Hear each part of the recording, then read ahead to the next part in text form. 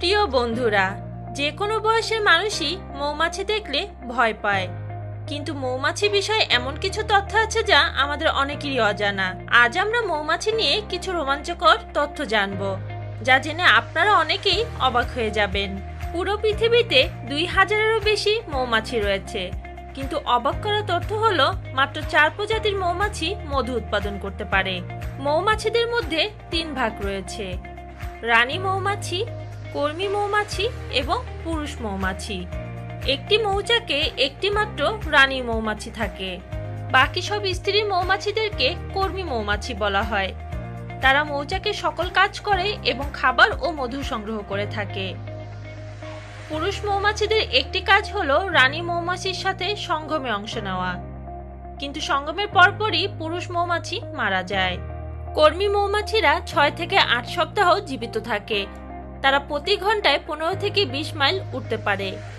উড়ার সময় মিনিটে তারা 12,000 বার পাখা ঝাপটায়, ফলে তারা দিনে প্রায় 2000টি পর্যন্ত ফুলে যেয়ে মধু সংগ্রহ করতে পারে।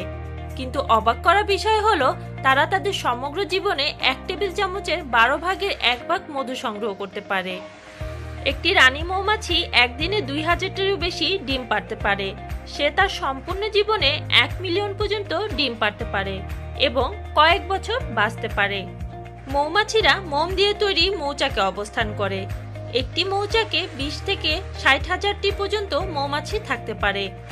একটি মৌচাকের তাপমাত্রা সর্বদা 93 ডিগ্রি ফারেনহাইট থাকে।